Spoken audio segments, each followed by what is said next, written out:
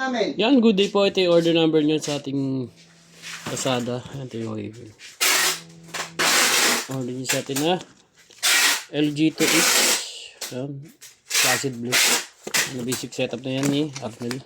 Check natin yung action light. Then body check natin.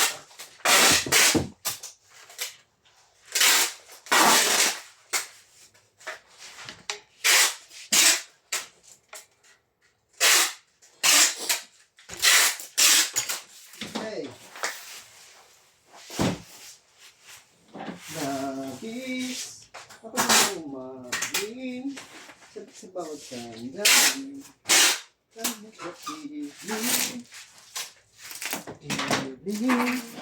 hayang lumapit ako sa bawat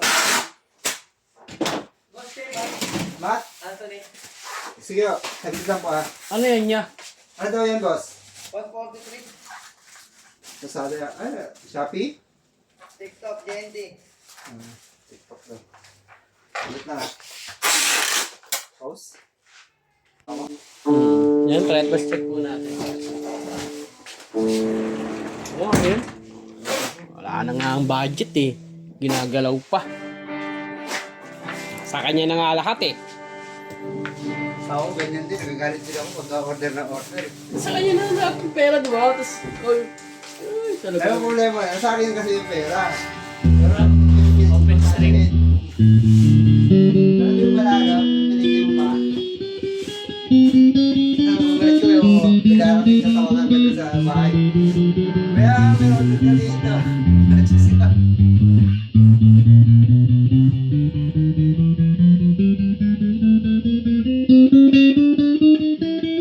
Hindi naman ba pakinabangon?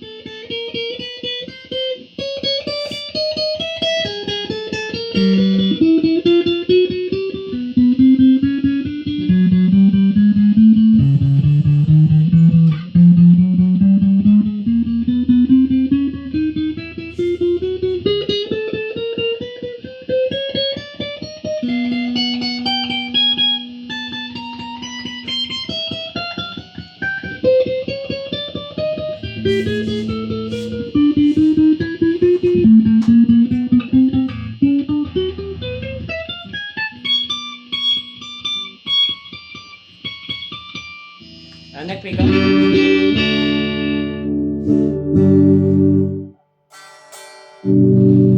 Both pick up. Ay, nag-get middle.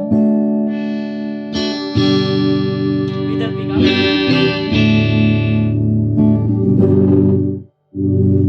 Middle bridge.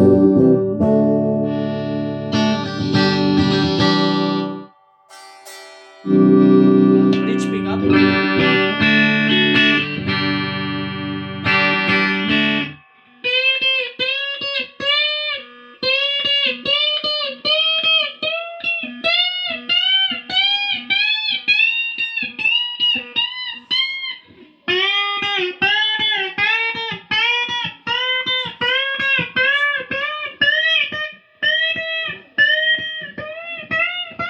Ayan, ganyan lang po. Kasi kunin ng courier na. Nandyan na kasi. Kaya minamadali na.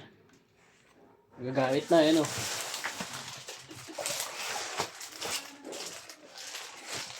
Namadali na, kanina pa.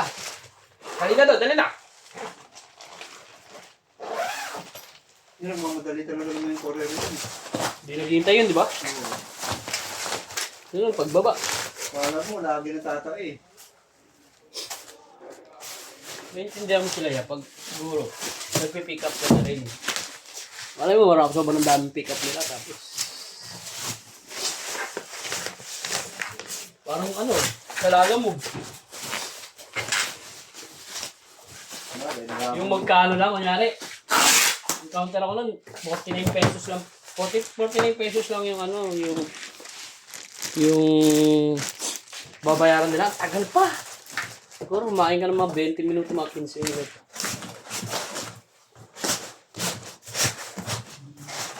Pag gingi mo pa yung charge yun, dahil pa paliwanag, kakain ka ulit ng ilang minuto ulit lang.